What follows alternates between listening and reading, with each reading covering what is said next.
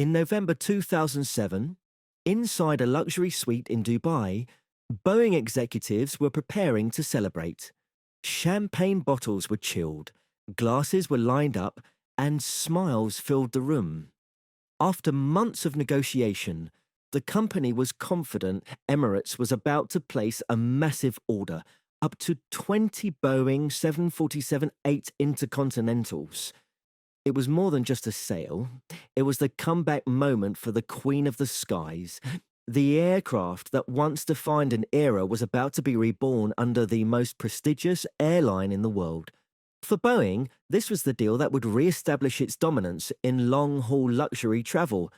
But then something happened that no one in the room saw coming. When the final decision came down, Emirates didn't just hesitate, it flatly said no. The deal that Boeing had treated as a certainty collapsed in an instant. The celebration turned into silence. The champagne stayed sealed. And the Queen of the Skies, the same jet that carried presidents and pioneers, was suddenly without a kingdom. For Boeing, that single no wasn't just a lost sale. It was a sign that the aviation world was changing faster than they realized. Most analysts at the time assumed Emirates had rejected the 747-8 for simple reasons. Too expensive, too fuel-hungry, too big for modern routes, but that wasn't the real story. Beneath the spreadsheets and press releases, this decision was about something deeper. Boeing misunderstood the one airline that could have saved its most iconic aircraft. Emirates didn't reject the jet out of sentiment or short-term economics. It rejected Boeing's vision of the future, and in doing so, it ended an entire chapter of aviation history. This wasn't just a deal gone wrong, it was the day the Jumbo's era began to die. The day Boeing's proudest creation was quietly retired from the stage it had once dominated. To understand why, we need to go back to what Boeing was really trying to sell, not just an airplane, but a dream built on legacy, pride, and nostalgia. For Boeing, the 747 wasn't just another airplane, it was a symbol. Since its first flight in 1969, the 747 had carried astronauts, royalty, and millions of passengers across continents. It represented ambition, engineering excellence, and the golden age of air travel. By the early 2000s, though, that golden age was fading. Airlines were moving towards smaller, more efficient jets.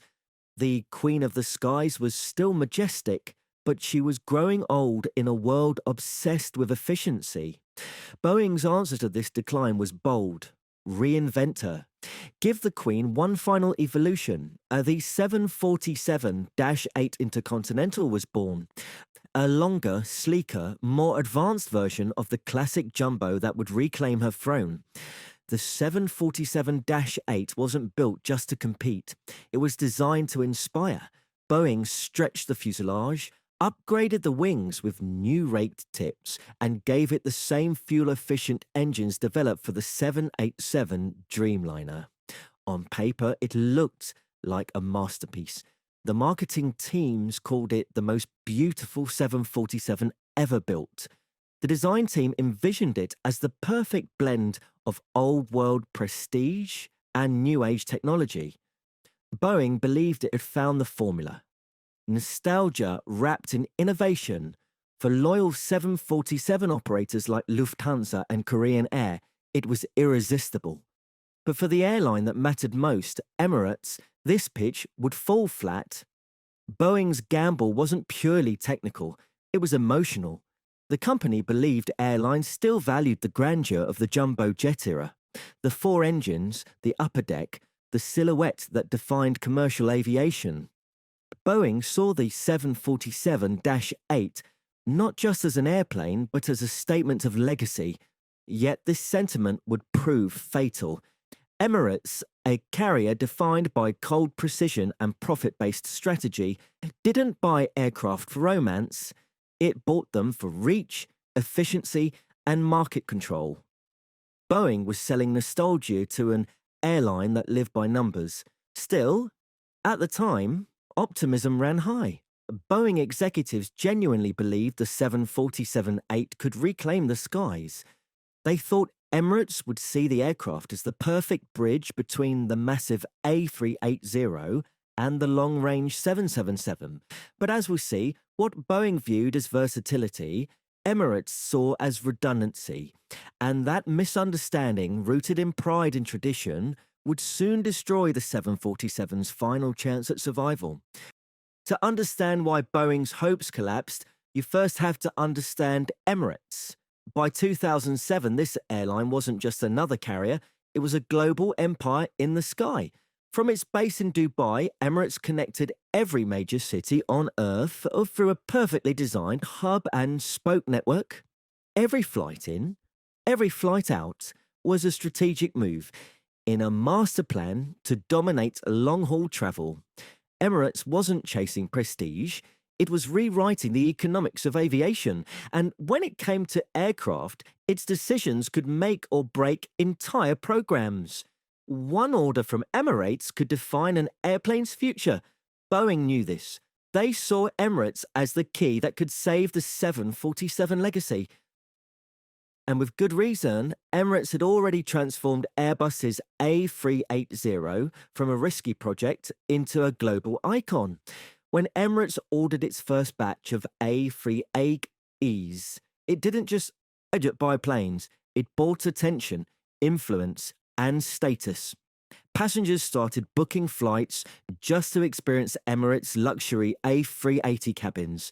The airline became a brand synonymous with opulence and innovation. For Boeing, getting Emirates on board the 747-8 Intercontinental would have been a similar miracle. It would have validated the jet in a world moving away from large four-engine aircraft, but Emirates played by its own rules. The airline's chairman, Tim Clark, was known for being ruthless with numbers and uncompromising with efficiency. Every plane in Emirates' fleet had to fit perfectly into its grand network strategy, no exceptions. Clark wasn't interested in sentimental icons or nostalgic engineering marvels. He wanted aircraft that made money on every single flight, across every route. The A380 and 777-300ER delivered exactly that. Massive capacity for high-demand hubs and efficient performance for long-haul routes. Together, they gave Emirates everything it needed to conquer the skies. The question Boeing failed to ask was simple. Where in this flawless system would a 747-8 even fit? And that was the problem. Emirates already had the ultimate flagship in the A380 and the ultimate workhorse in the 777. The 747-8 would sit awkwardly between them. Too large to replace the 777 and too limited to compete with the A380. Boeing assumed Emirates would want the prestige of owning the Queen of the Skies. But Emirates wasn't interested in prestige for prestige's sake. Its empire was built on precision, not pride. Boeing was offering heritage. Emirates wanted results. And soon that difference in philosophy would make the entire deal collapse. On paper, Boeing's 747-8 Intercontinental looked like a masterpiece. It could seat over 450 passengers, had newly designed wings, and featured the most advanced engines Boeing had ever put on a jumbo. But under the numbers, something didn't add up, and Emirates saw it immediately. For an airline whose business model relied on flying long distances from Dubai to every corner of the world, range wasn't optional. It was everything. The problem was that the 747-8, despite all its promises, simply couldn't go far enough when fully loaded. Dubai to Los Angeles, Dubai to Sao Paulo, Dubai to Santiago. These weren't luxury routes, they were strategic arteries in Emirates' global network. And Boeing's newest queen couldn't make the trip without compromises that would cost millions in revenue.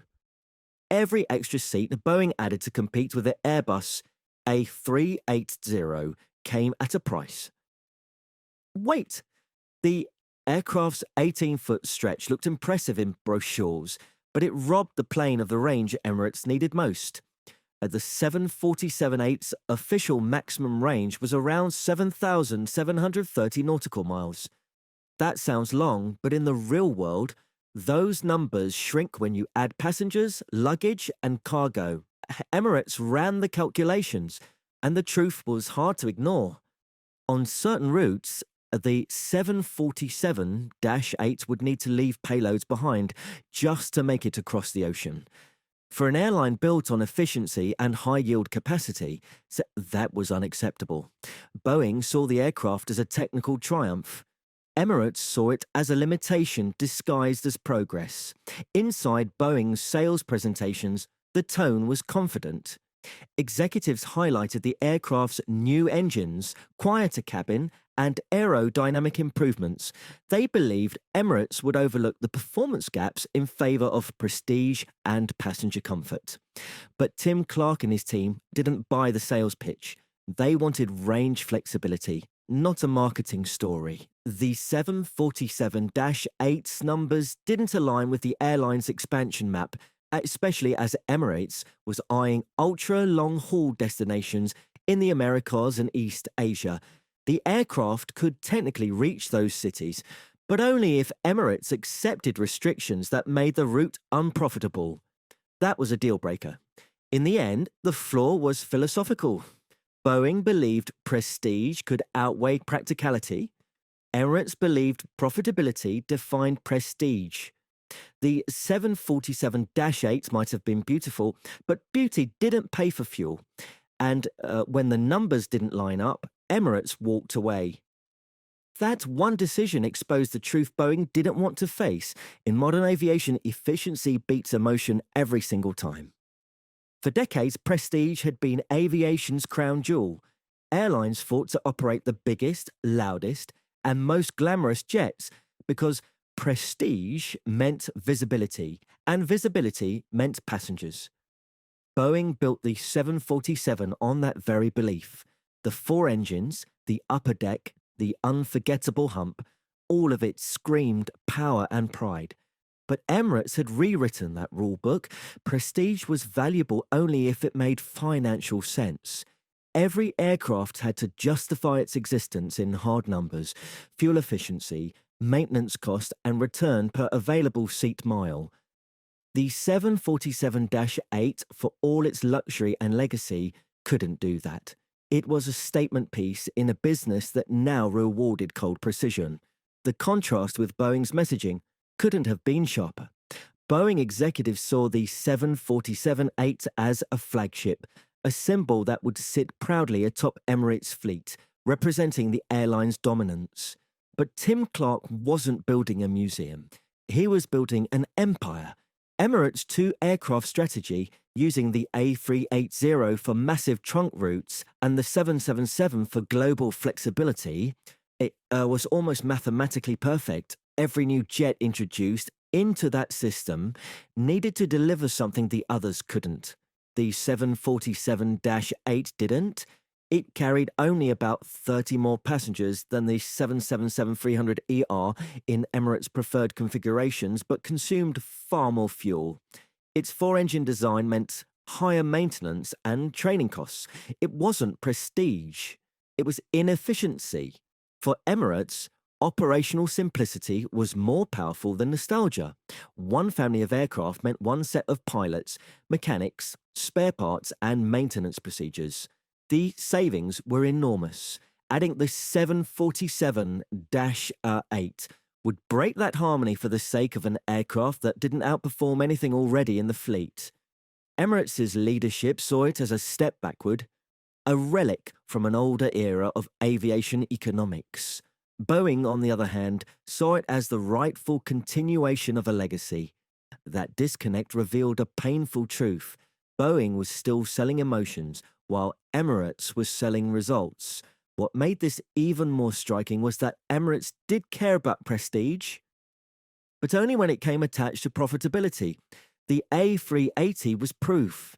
It wasn't just luxurious, it filled every seat and made money on routes that mattered. It was prestige that paid for itself. The 747-8 couldn't make the same promise. It was an aircraft built for admiration, not for modern airline economics. Emirates admired it, yes, but admiration doesn't pay for fuel, and nostalgia doesn't sustain a network. In the end, Emirates' rejection wasn't just about one airplane. It was a declaration that the age of prestige, for prestige's sake, was over. While Boeing was trying to save its legend, Airbus was busy building one of its own. The A380 wasn't just an aircraft, it was a flying statement of dominance. Two full decks, over 500 passengers, and a cabin so quiet it felt surreal. For most airlines, the A380 was a risky bet. For Emirates, it was the ultimate weapon. The airline didn't just buy the plane, it reinvented it. Inside, Emirates turned the A380 into a luxury hotel in the sky, shower spas for first-class passengers, lounges and bars at 35,000 feet, fully enclosed suites that redefined long-haul comfort. Passengers didn't just fly Emirates, they experienced it. And that experience became the airline's signature. Airbus had done something Boeing hadn't expected. It created an aircraft that wasn't just about efficiency or engineering, it was about brand power. Emirates saw the A380 not as a cost center, but as a marketing masterpiece. Every landing of that double-decker jet in New York, London, or Sydney was a rolling advertisement for Dubai's global ambition.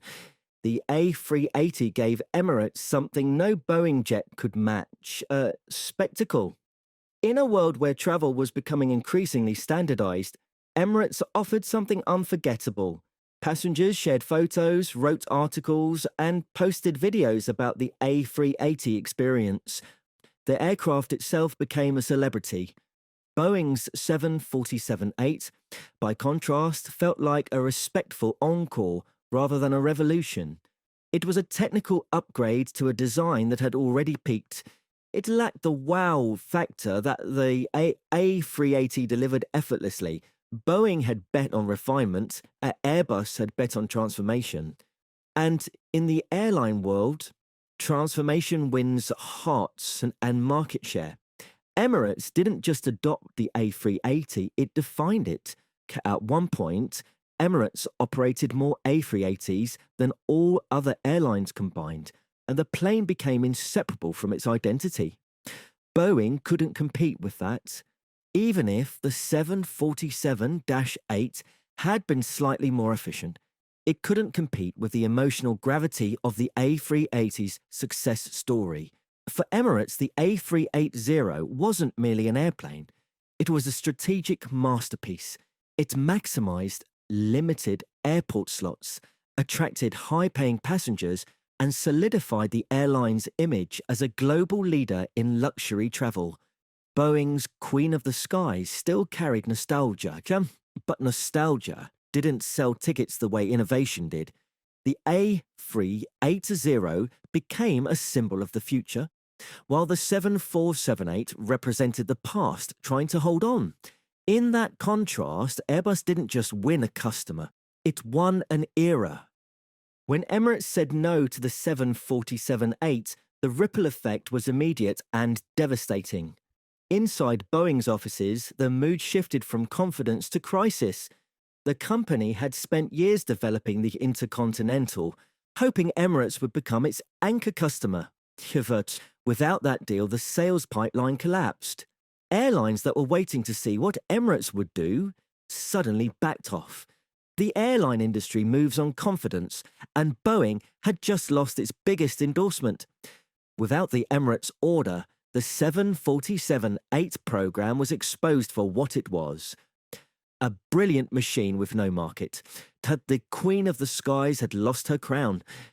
What followed was a slow and painful decline. Boeing managed to sell the 747-8 Intercontinental to only 3 major passenger airlines: Lufthansa, Korean Air, and Air China. In total, just 36 were ever built for passenger service. It was a fraction of what Boeing had hoped for.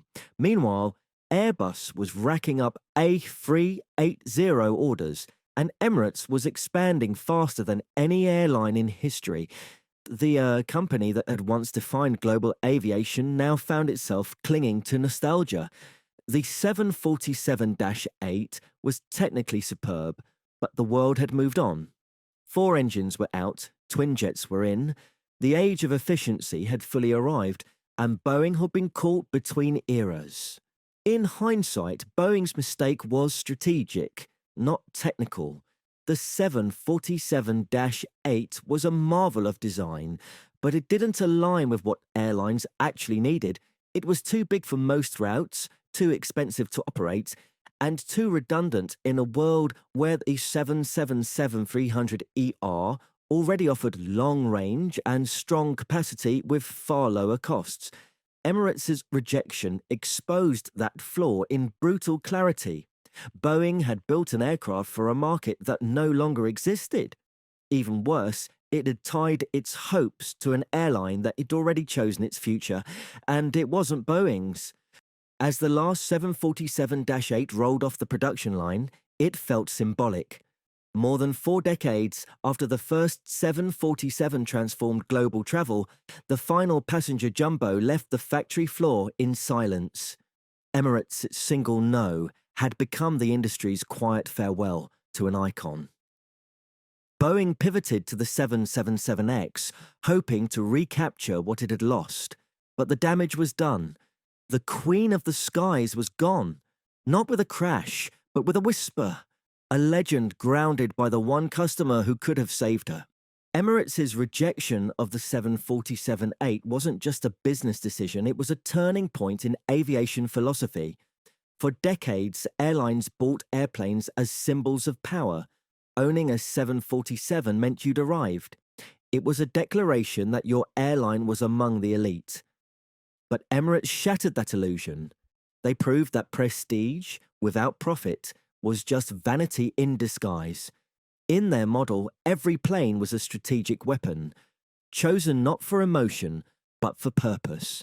The A380 brought unmatched capacity and brand appeal. The 777 brought range, efficiency, and reliability. Together, they built an empire. The 747-8, magnificent as it was, simply didn't have a role to play. And in aviation, redundancy is death. Boeing's engineers had poured their hearts into the 747-8, but the skies were no longer ruled by romance. They were ruled by precision, performance, and economics. Emirates' decision forced Boeing and the rest of the industry to confront that reality. Airlines around the world began simplifying their fleets, following the same blueprint Emirates perfected. Large aircraft for the busiest routes and efficient twin jets for everything else. It was the end of the jumbo era and the beginning of something leaner, sharper, and far more calculated. The skies became quieter, more uniform, but also far more profitable. By the 2020s, both the 747 and the A380 were gone from production. The giants of the sky had become museum pieces, reminders of an age when ambition outweighed arithmetic. And yet their legacy still lingers in the way we look at modern aviation. The lesson Emirates taught the world is timeless. Success isn't about nostalgia. It's about adaptation. Boeing built a legend. Emirates built a system. One dreamed of the past, the other engineered the future. That's why one faded and the other still dominates the skies. The end of the jumbo jet era isn't just a story about aircraft, it's a story about evolution, about how one airline, by saying no, reshaped the entire aviation landscape. The Queen of the Skies may have lost her crown, but her fall made way for a new generation of aircraft built on logic, not legacy. And if you've enjoyed uncovering the story behind that transformation, here's your chance to keep exploring. Hit the subscribe button, like this video, and drop a comment sharing your thoughts on the 747's legacy. Your support helps us bring you more in-depth stories about the engineering, ambition, and rivalries that shape our skies. Stay tuned, because the next story might just take you higher than ever before.